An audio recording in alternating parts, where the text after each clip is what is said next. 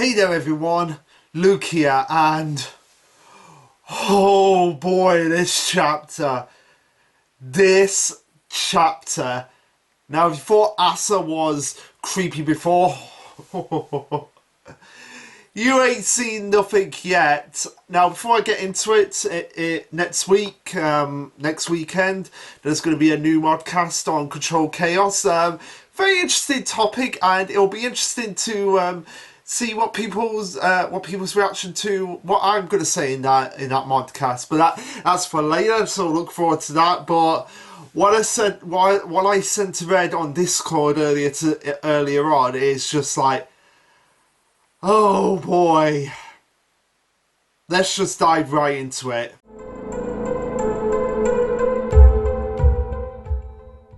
Alright, so this will be chapter 165, titled Asa. Okay, was expecting something great, was expecting something a little bit better. Might as well just call this the lore chapter, because this is just like a bunch of lore just dumped right on us about the history of the Yozakura family. But before we get into that, we're going to start off with a colour page of in reference to the fact that this is the 3rd anniversary of Yozakura family. So we get the best pairs popularity poll. So obviously the first one was Tayo and Mutsumi with 2,364 votes. Now, in case you guys are wondering, I'll link it in the description below to go and check out the other entries and what got high votes, what got into the top 30. Now I will say I and Ayaka, thank God they made it into the top 30 as well. Ayaka especially made it into the top 10 with Shinzo. We need more Ayaka Shinzo chapters. That'll be amazing. But yeah, Tayo and Mutsumi, 2,364 votes, being quite a landslide here. We got Shinzo and Kengo with 1,959 votes, which makes sense. They work well together as a double act, because they're two of the more lesser fighting type pairs that just go so well together.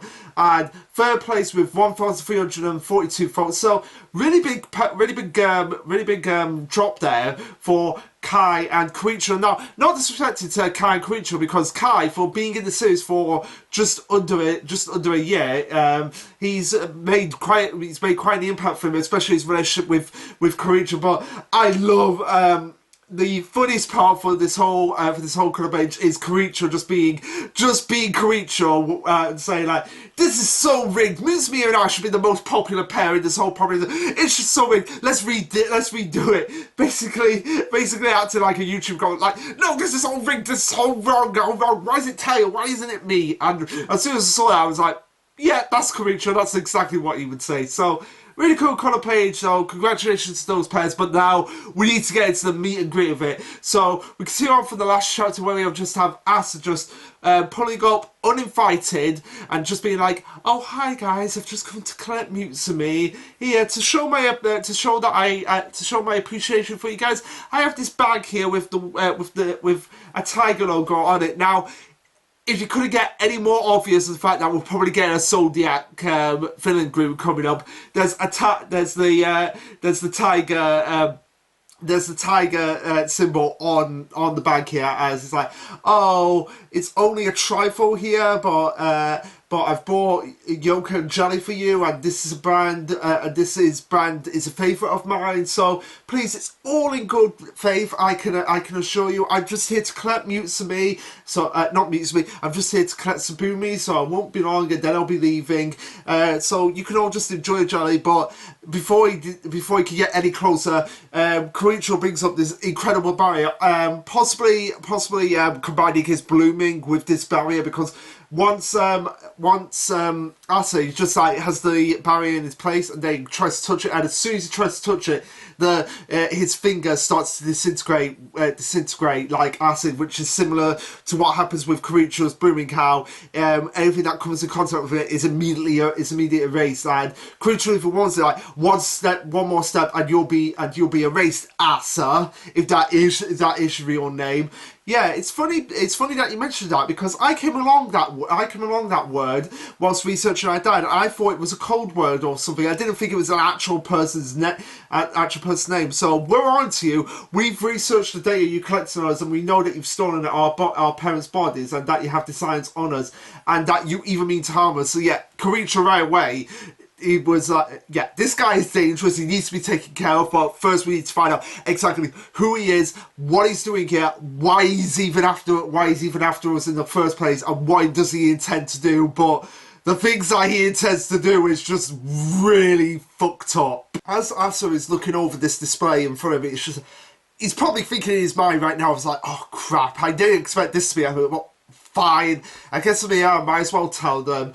And he mentions that, the plan all along was to reveal, well, we were going to reveal this in due time. We were just waiting for you guys to mature in a few years. But it seems like time and presence and situations have been like, yeah, that's not going to happen now. Sabumi escaped, and she showed you that data to you. Now you have doubts, and so I guess the best way is to tell you right now exactly what's going on here, so that it prevents needless misunderstandings of confidence. So I'm glad that they're actually addressing this, so the fact that just telling them right away avoids avoids everything of just having to go undercover, discover information without the film group knowing, eventually needed to a villainous monologue later online. So I'm glad we're actually getting the villainous monologue completely out of the way right at the beginning of the central conflict with the main villain.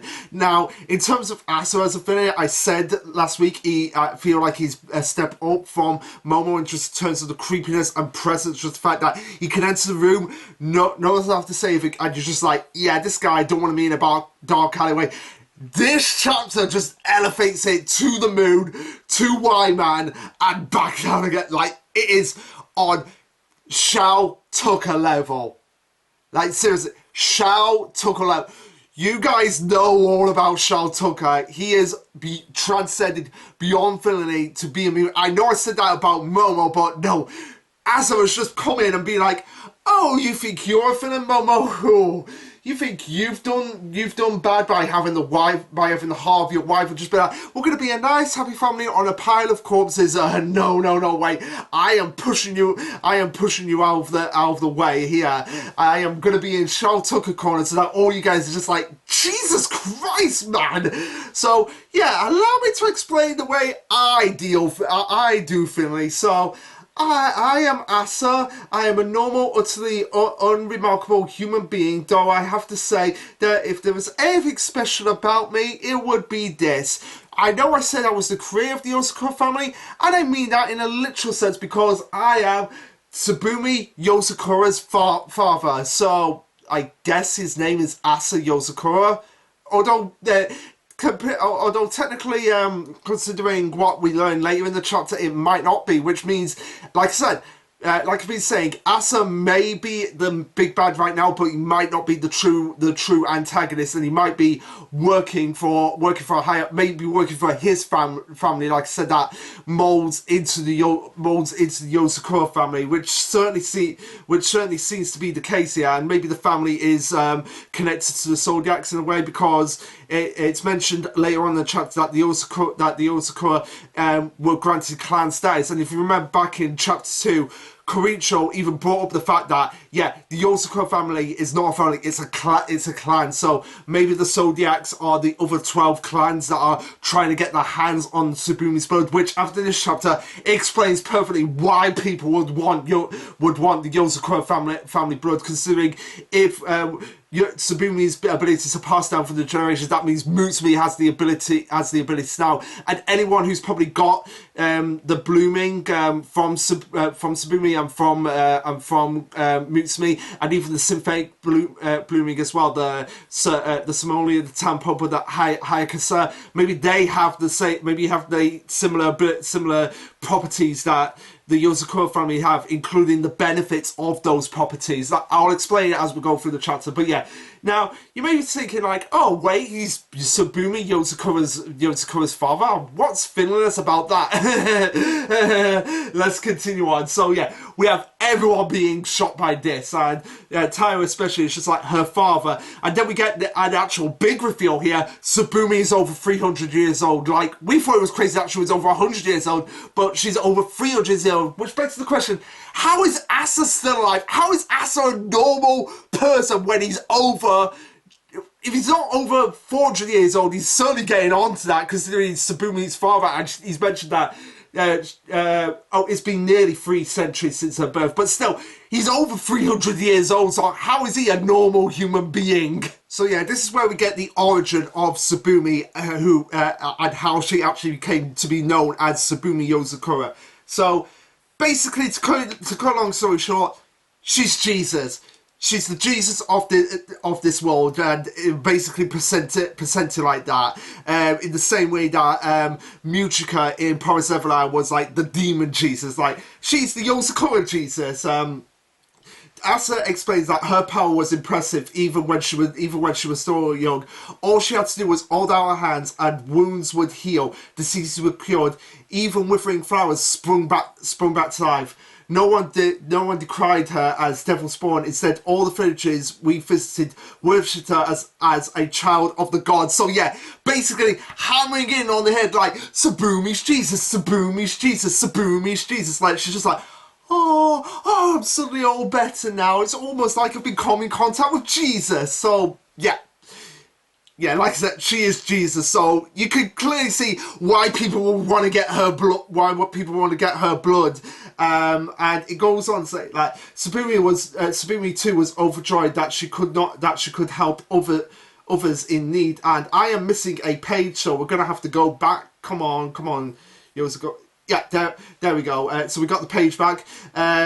Asa studied the Dutch art, which is simply called medicine. So basically, we're studying medicine, which had a different name in those days, which makes sense considering language evolves and develops over time.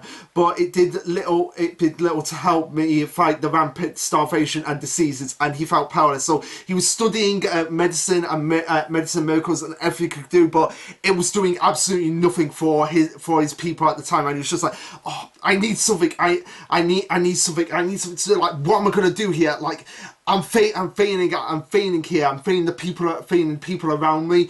There must be something I could do. And then this is where it clicked on him, that it was then he realised that his daughter, who her mother had given her life to bear, truly was a gift to him from the gods. So he's seeing Tsubumi as like, oh, she's not going to be beneficial to everyone. Well, she is in a sense, but she's the most beneficial to me, and the way to make my life a whole lot easier. So yeah, completely disregarding if his daughter has any say in this matter. He's just like, no, my daughter has this power. It was blessed to me. It was blessed by her mother to me. I've got to make the use of it. So yeah, if you thought that Asa was scumbag before, like, that line just severifies, like, yeah, he pretty much has no regard for their feelings, like, at all. He goes on to say, simply touring villages wasn't enough. My child and her powers, she could help so many people in another way. And what is that other way? Well, we're gonna get into it, but yeah, so I compared like Tsubumi to Jesus, but more accurate to say that she probably compare her to Yuha from Bleach, which means that Asa might be the Soul King. Although this begs the question of like, where did Tsubumi's mother get the power from, that to get this power that eventually came in? Because it says, I then realised my daughter, who had her mother give her life to bear, truly was a gift of the god. So yeah, I guess again the Jesus symbolism, but that begs the question of like, how did the mother bear this child to get these abilities in the first place? There has to be something else that we're not knowing here. And Asa's kid was like who was Tsubumi's mother? Like, what was her name and everything? And somebody and Pyjams did actually bring up as well, like, this might actually all tie into the idea of like maybe the aunts and uncles aren't around anymore because Asa's already harvested them, which, yeah, I could see that, although he might have harvested them to get them under his control. So we might be actually seeing the aunts and uncles as a villain group to actually to actually get the Yozakura siblings in line. Like, we might actually have the Yozakura siblings find the aunts and uncles if they appear, might find out what their blooming is, and then after that we might get the time skip into the future. So that's a route we could take down, and yeah, I could see that being the case. But yeah, so yeah, simply touring just wasn't enough. My child and her powers, she could help so many people in another way. More, as you see a book, which basically looks like, yeah, Doctor Dissection. So yeah, we cut to the next page where we see basically that happening. So okay, like I said, you want to talk about messed up. This is probably the most disturbing, sickest thing I've ever seen in any shonen jump. This, honestly, I thought the breakdown of Denji and Chainsaw Man was the worst we're gonna get. Oh no. Denji may have been broken down, but he has at least recovered it somewhat, and he's still. This is torturing, dissecting your own daughter, mutilating her. Asa mutilates his daughter. Asa mutilated his daughter. So, you want to talk about dark and messed up. That takes the cake. We'll see. And that's the worst thing. She feels the pain of it. She feels all the pain and suffering she goes through with this experiment that he goes through, all for the sake of basically benefiting himself. It's like he could not find them. He felt powerless, so he's like, right, I'm going to take my daughter, I'm going to mutilate her so I can feel more in control. Like, holy shit. That is so messed up. Like, Ann Arbor, I hope Griffith didn't do anything like this. Like, Ann Arbor, I'm asking you right now, Griffith didn't do anything like this in Berserk. Like, and Red on Control Chaos, seriously, you want to see how dark and messed up Yozakura gets right here, right now. Though she did feel the pain, any gashes or even severed limbs healed by the next morning.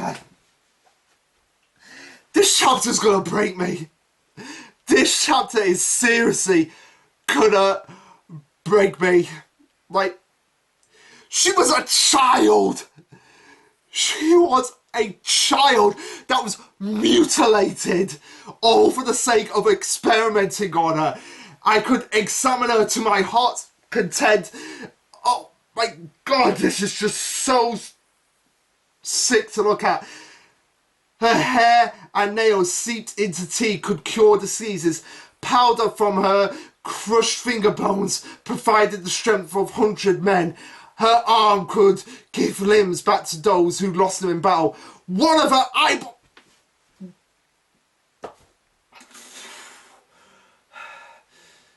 I'm sorry, guys. But yeah, you know that scene in South Park Imagination Land when Jason Voorhees carved the eyeball of Strawberry Shortcake? This is what happened. Yeah, there is a Shonen Jump series that does that exact same thing. Yeah, one of her eyeballs brewed into a potion could bring sight back to thousands, and a sliver of her heart could grant 100 years of life. So yeah, you can see why the Yozakuras are in danger here, because, like I said, if this is what can happen by going down the line to the point of Mutsumi has the same benefactors, as the same benefactor granting life like this, but in this sick way, yeah, I can see why people would want to get hands on her.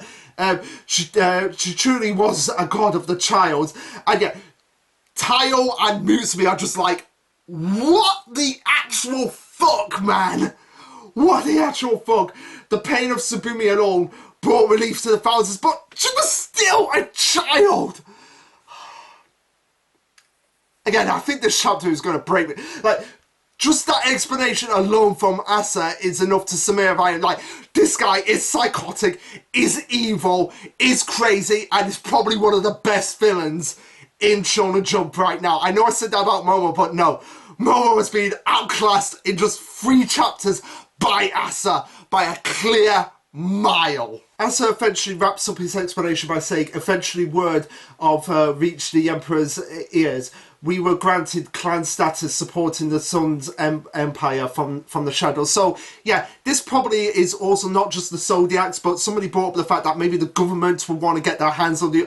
I could definitely see the government wanting to get their hands on Tsubumi and Mutsumi for that matter. Like, if Asa is not the true antagonist, like the high-ups, like the government of Japan wanting to get their hands on them, and because of all of this, because Asa basically tortured his daughter to the point that it's not blooming surprising why she did some of the stuff that she did in the series now. But yeah, it's because of all that torture, all that mutilation that she went through, that it was the birth of the Yozakura family. Yeah, like I said, Asa mutilated his daughter, all for the sense of power. And people are saying, she wasn't mutilated. No, he flat out says that. Like, ripping off it, like, that is mutilation. That is mutilation. Like, let's look up the dictionary definition of the word mutilation. Oh, okay. Let's look it up. Mutilation.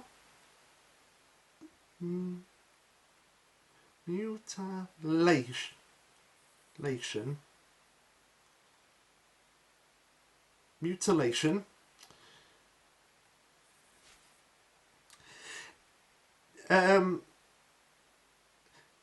The infliction of serious damage on something. What does body mutilation? Okay, an act of instance of destroying, removing, or severely damaging a limb or other body part of a person. Yeah. Oh, ironically, there's a picture of Asa right there. But yeah. So people who are saying like, oh no, it wasn't me. No. He basically said it. Right. Okay. Gotta calm down. So yeah. Well, all that messed up flash, but like seriously, that is going to be the title of this review. Most disturbing Shonen Jump flashback ever, or most disturbing Shonen Jump backstory ever. Like seriously, there is no context. Like, I employ someone to find a more disturbing Shonen Jump backstory than that one, and that includes One Piece, because I know how disturbing some backstories in One Piece can get. But yeah, the mutilation of a child, all for the sense of power, and the greater good, as Asa would put it. Like seriously, find something else, and I will challenge it. I honestly want you guys to find it. But yeah, Kiricho ends this whole craziness by saying, still, it's odd. In all the family's old records, there's even a single mention of Tsubumi's parents. Why did you hide your experience? Like, Jesus, I can't imagine why he would do that after what we've just heard. But yeah, Asa goes on to say that he's merely the stagehead who supports the world through Tsubumi's powers. I desire neither fame nor wealth. No, but you do desire power. You did desire power over your daughter and control over this family. So don't go bullshitting Asa. And yeah, I've probably sworn the most in this chapter in this review than any other, but you can see how much impact this chapter had on me. He goes on to say, I erased my existence so I could watch over you from the shadows. If there was need, I sent others to help in my stead. One time I sent a boy named Kaoshita to look over things. I offered a clone named Momo to the Ninth Head as a husband, which begs the question: who was the original body of that was the impetus to Momo himself? Like, that's something I would like to know. But yeah, this gets the brains turning in Tayo's head. Like, wait a second, if this guy didn't exist, if Tsubumi didn't have this power to begin with because of what her father did, then the Kirishata incident wouldn't have happened, and also all the incidents that probably came about because of Momo's actions probably all ties back into Asa, including the death of Tayo's parents. But yeah, Asa goes on to say, I plan only to watch over you all. But then an anomaly occurred. The Ninth Head and her husband plotted rebellion against me because they realised that I existed, I controlled the family, and together Ri and Momo planned to destroy everything. Yet, after hearing all of that, I can honestly say that Momo is not as bad as we all initially thought he was out to be, and he probably really just wanted to protect his family from someone like Asa. And based on what he said in this chapter, yeah, I'm not blooming surprised. Asa follows this up by saying, Momo's insanity, Subumi's growing weakness. In order to quell the chaos, I had little choice but to step out of the shadow. So he's probably like, oh, yeah, this is getting a bit too out of hand for me. So yeah, I've got to step in and sort all of this out now to get this family back under my control, so that my plans can be properly initiated for. If not for me, then for other higher authorities that are clearly giving me power in order to get something in return for them, which is probably his family. He goes on and says, Momo and Ri's rebellion was successfully quenched, and Tsubumi was revitalized. The Yozakura family is slowly returning to the shape to which it belongs. But I don't want to repeat the mistakes of the past, and this time I will stand in the open and officially manage the Yozakura. Yeah, you are not doing any of that. You are not doing any of that, because part of it will be like, okay, yeah, so who's got the best blue? Oh, creature, we're gonna have to mutilate you. Sorry, but it's all part of the job. So. Sucks to be you, creature. Yeah, none of them are gonna have that. As he goes on and says, it's not nearly as much as Tsubumi, but your bodies also hold great potential. From a single strand of hair down to the drop of blood, every ounce of your flesh can be used. Oh my god. This guy talking like they're not actually proper humans. Well, they're not normal humans, but actual humans. Just talking about them like they're just some product for his own development and his own factory. Like, just this guy is just sick beyond belief now. But you are like basically talking of them as if they're cattle in some farm, just being right for plucking and everything. From long research that he found, from the long research he found that Tsubumi's descendants reached peak Simone maturity in the early 20s. That's the series. In another 5 years, you guys will reach peak strength and posterity. I will return after that to retrieve you. The most effective use of your flesh. Like, what is it? Is he planning to make clones of the Yozakura siblings? To create a whole army of just mind-controlled slaves that will just basically be free to, like, yeah, you can mutilate me all my, like, just thinking about what this guy could do just makes me, like, literally want to vomit with just, like, pure anger at this guy. But at the same time, this is just what's making him so effective as a villain. He will see that that all are used in the Black family's best interest. The Yozakura family's power is one that I've owned for centuries for the good of the world, and you have a duty to give it back to the world. So basically being like, yeah, you only exist to be good for the world, and that's it. You have no free will of your own, because resistance is futile. And this is where I love that Asa is self-aware of the fact, oh crap, I've spent this whole chapter just monologuing now, and I apologise for it. But as I mentioned, I have no business with you guys right now. I'm just here to collect Tsubumi, so just give it back to me. Just give it back to me. Yeah, yeah, this is where Tayo brings up that Kawashita, Mutsumi's parents, and even his family, it was all down to Asa's interference and influence, and just basically being overarching villainy as he is, which just makes me sick. But of course, this being the Yozakura siblings, they're like, yeah, he rambled on for too long. Like, they're basically mocking the fact that he rambled on, and they had to sit there for the whole chapter just to get to this point. And Futaba's just like, yeah, he rambled on for so long, my shoulders are stiff. Shinso's just like, oh, don't worry, I'll give you a massage later. Keigo's just like, man, that nearly put me to sleep. Heck, it literally did. And Chion's just pissed off that she missed 10 dailies for that crap. Now, I don't know. Now, Python's mentioned that this is like a gotcha gamer term, but I'm not really familiar with, even though I am a gamer, I'm not really familiar with that term. So, if Python, if you could explain that line to me, then that would be great. The line that Chion says here, I missed 10 dailies for that crap. Oh no, wait, no, I get it. Like she missed 10 daily, like daily logins for that crap. Which, Shion, have you ever played any MMOs? Like, most of them nowadays they save the logins so that you can claim them later. Like seriously, why are you complaining about that? But I get it. Like she probably wants to get it right away. So yeah, you don't need to explain that to me, Party Jams. I got it. Nano was just like, oh, the sooner I can get back to my experiments, the better. Koichi is like, okay, fine. If you want to take Sabumi, fine. No, Koichi, you need to keep us safe now. You need to get away from Azo as much as possible. But he rounds it up by saying, not only did you once in the air on the fight, but you've also already established yourself as a threat from the beginning. Really, you declare yourself our eventual enemy, and you expect us to let you walk. Expect us to let you walk away like that. Fat chance as they all prepare to fight Asa, but Asa doesn't seem phased like that, so just give it a blank stare, and that's where the chapter ends. So, oh my god, this chapter.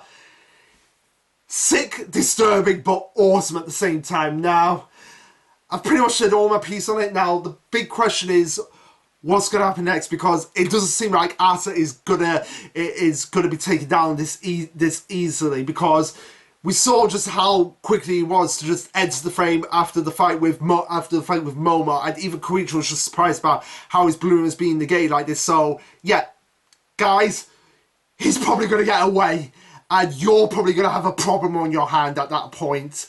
Now, it begs the question of, like, are they going to go and try and get Momo and Ree back at least so that they can actually train with, like, okay, what is the weakness to this Asa guy? That is something that they're going to have to figure out if they want to take this mother. This guy needs to be taken care of. No problem, no holds bar. He needs to be eliminated right away. He is so disturbing, so disgusting, and pretty much the single biggest threat that they're facing at the moment, because based on that backstory, what he's capable of, they should all be worried and they should all be scared. They should all be scared to the bone about him. And like I said, we don't know if he's working for a higher authority, or if it's just all down to him all day, every day, or if it's like the Yozakura clan is separate from the 12 zodiacs, like the 13th zodiac sign, which would help explain why Keigo is dressed as a cat all the time, because it might be a reference to the cat myth as the 13th symbol of the Chinese zodiac. That might be the reference we're going on for, and the cat is obviously separated from the other 12 zodiac signs in Chinese mythology, like for example, like how in Digimon Tamers, where we had the Devas, which were all based on the Chinese zodiac, and Impmon became Beelzemon, which was cat themed, which was the 13th zodiac sign. So it might be the case of that's what we're going on here, and especially since we got a tiger in the chapter, and Asa is clearly a snake. That would make a lot of sense, but that's for later. We don't know where we're going from here, but all I can say is, wow, Yozakura family hit it out of the park once again. We're probably going to get another great year of an amazing antagonist. So anybody who is sleeping on Yozakura family, get on this series now. Even though probably only a few people are going to watch this with you. But anyway, guys, what did you think of this chapter? Let me know. Like, subscribe, comment, all that jazz. And this will be Lasherluke signing off. Later, guys.